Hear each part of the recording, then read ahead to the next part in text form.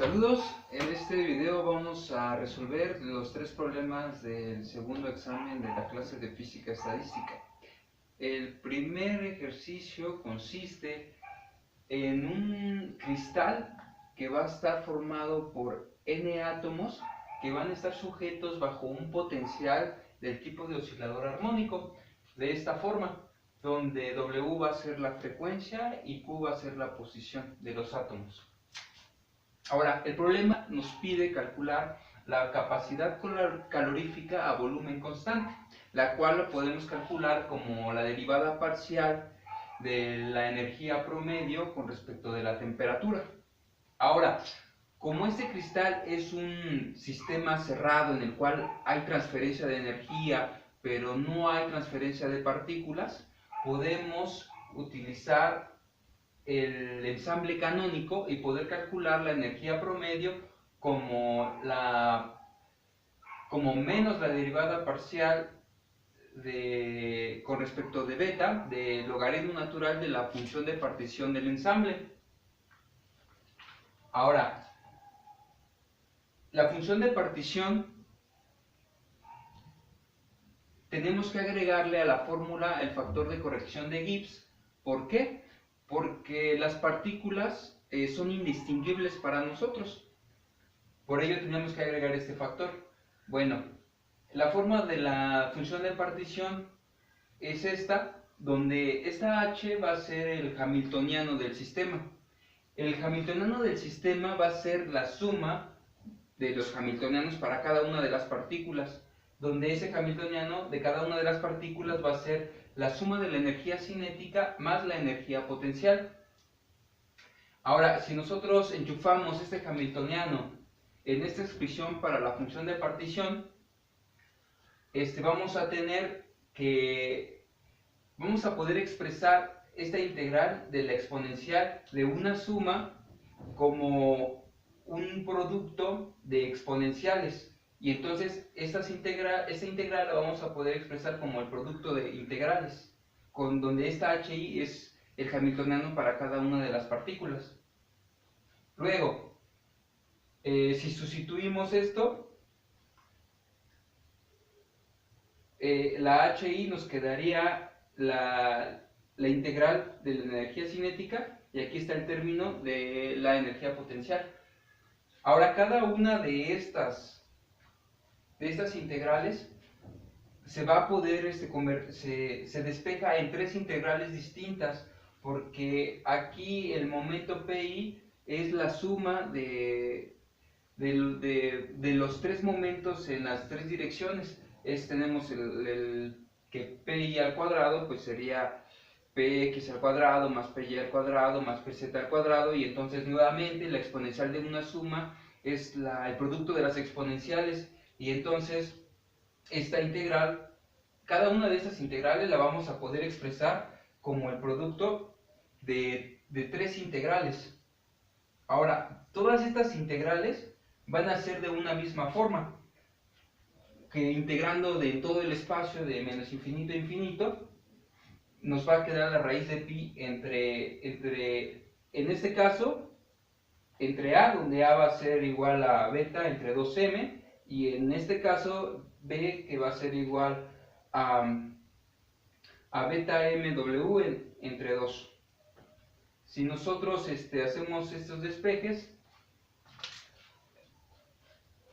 como nos va a quedar este resultado elevado al cubo por cada una de estas integrales.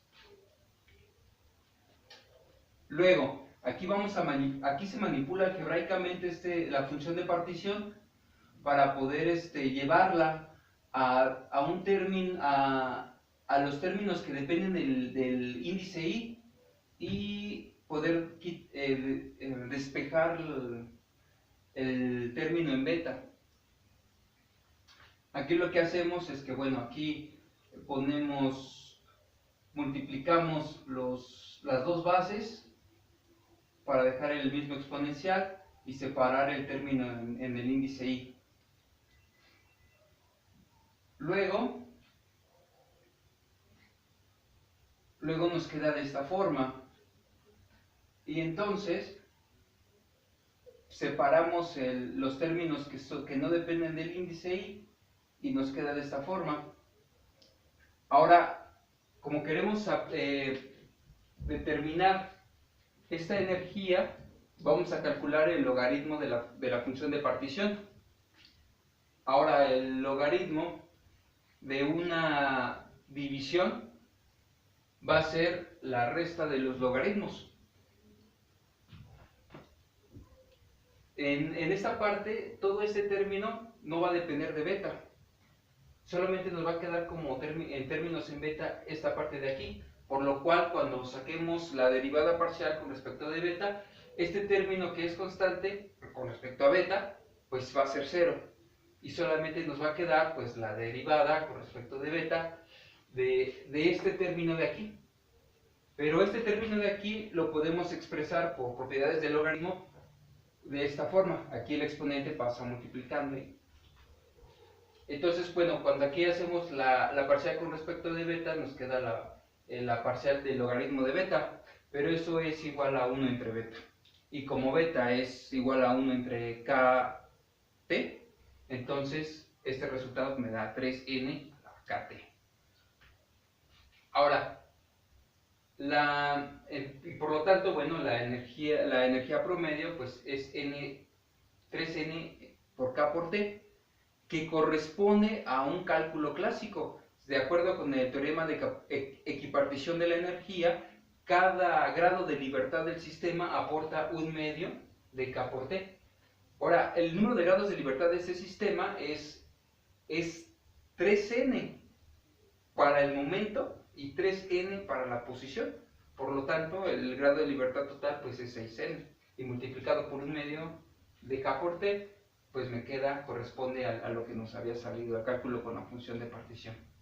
Y bueno, y por último, para calcular la capacidad calorífica, pues hacemos la derivada parcial de esta energía con respecto de la temperatura. Y eso es muy fácil porque, bueno, aquí nada más tenemos la temperatura y pues es 3nk.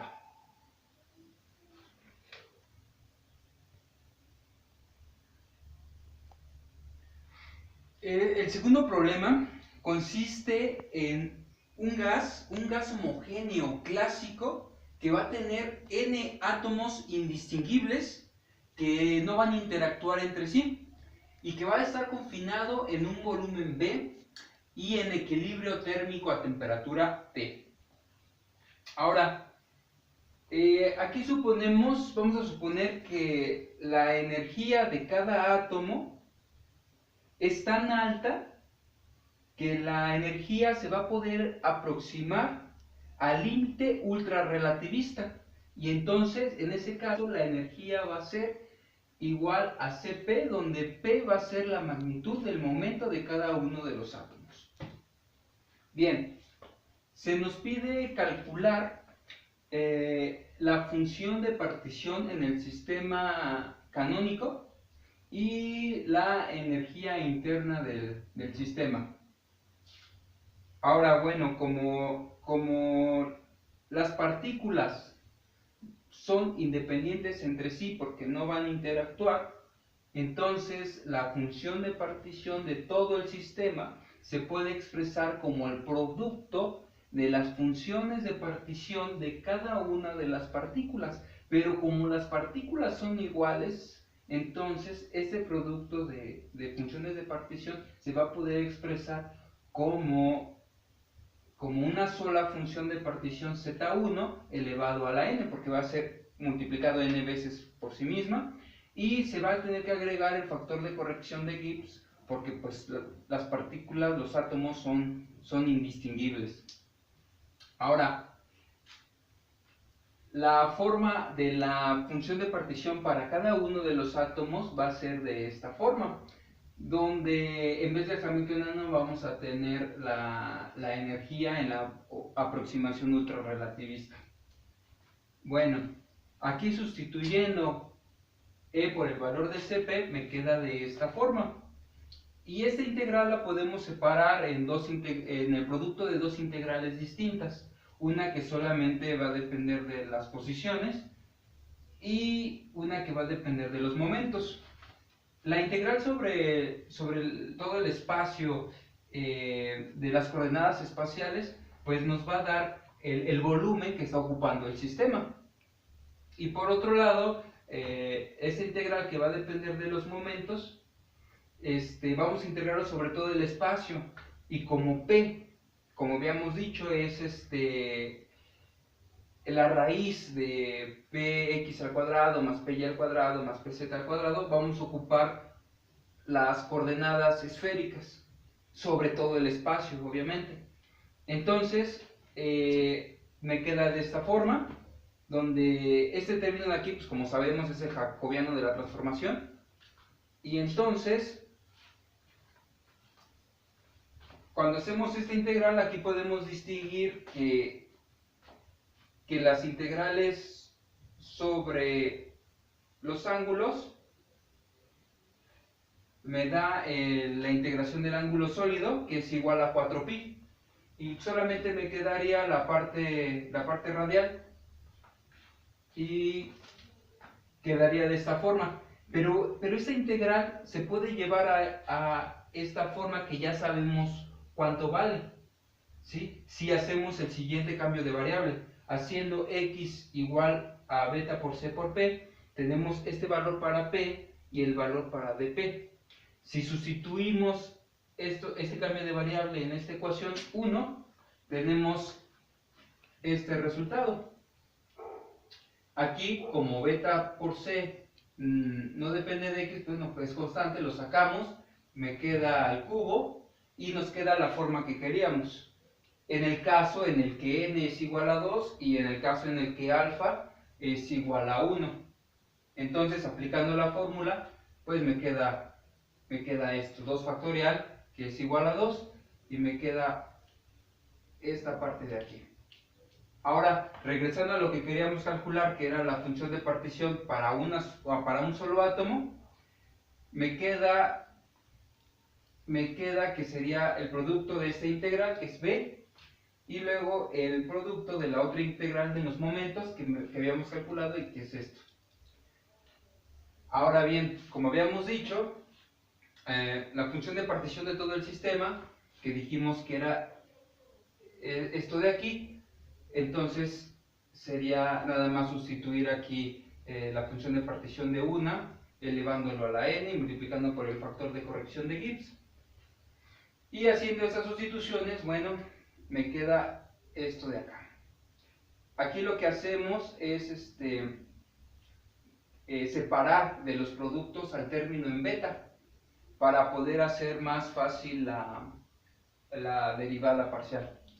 Ahora bien, calculamos el logaritmo natural de esta función de partición del sistema y me queda, bueno, la diferencia de logaritmos naturales por esta división de beta que está aquí.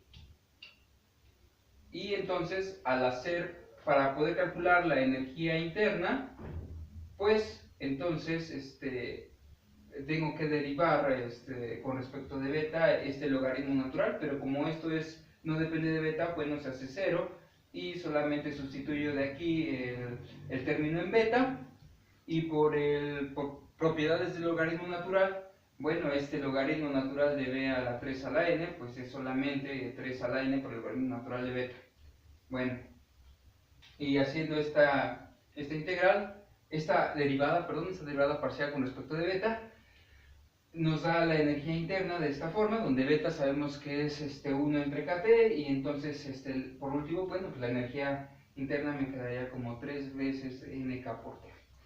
Ahora, y concluimos, bueno, nos piden la función de partición del sistema, que dijimos que era esta, y nos piden la energía interna del sistema, que es igual a esto.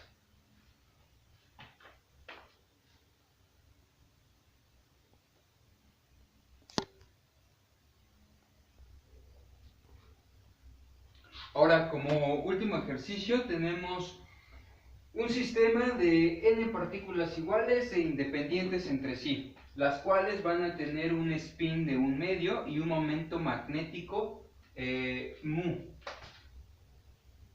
más o menos mu, que va a tener la dirección del campo magnético. Ahora bien, nos piden calcular la energía promedio, la entropía y el momento magnético del sistema. Bueno, por un lado sabemos que la energía interna la podemos calcular como la suma de la energía libre de Helmholtz más el producto de la temperatura por la entropía. Y la entropía la podemos calcular como menos la parcial de la energía libre de Helmholtz con respecto de la temperatura. Y el momento magnético, igualmente, pues la parcial de la energía libre con respecto del campo magnético. Eso quiere decir que, bueno, nuestro problema se resuelve calculando la energía libre de Helmholtz, que se calcula de esta forma: menos K por T por el logaritmo de la función de partición del sistema. Nuevamente, bueno, la función de partición total del sistema, como las partículas son independientes entre sí, la podemos calcular como el producto de las funciones de partición de cada uno de las partículas. Ahora, como son iguales, pues las podemos calcular como la función de partición para una sola partícula elevada a la n, multiplicado n veces por sí misma. Ahora bien, la forma de la función de partición es para el caso discreto, porque ahora solamente las partículas van a tener dos estados posibles de energía. O va a ser bien debido a su spin, entonces su energía va a estar partida en dos. Va a ser menos m por el campo magnético o más m por el campo magnético. Ahora bien, como la función de partición para una partícula va a quedar de esta forma, esto por definición es dos veces el coseno hiperbólico de este argumento. Y como habíamos dicho antes, bueno, pues entonces la función de partición total de todo el sistema va a ser dos veces el coseno hiperbólico de este argumento elevado a la n. Ahora, calculamos el logaritmo natural de esta función de partición y nos queda de esta forma, quitando el exponente y pasándolo multiplicando aquí de esta forma. Ahora, como habíamos dicho, bueno, pues la energía libre de Helmholtz es de esta forma, entonces solamente sustituimos y me queda menos K por T por este logaritmo natural, que me queda de esto, y entonces la función de la energía libre de Helmholtz, el potencial termodinámico fuerte de este ensamble canónico, pues es de esta forma. Ahora, una vez ya tenido eso, pues ya resolvimos el problema, porque ya nada más sería cuestión de calcular las derivadas parciales. La derivada parcial de la energía libre con respecto a la temperatura me queda de esta forma, porque tenemos aquí la dependencia en la temperatura por beta y la dependencia de la temperatura aquí de esta parte. Entonces calculamos la derivada de un producto, que sería la suma de la derivada de una por la otra más la derivada de la otra por la una.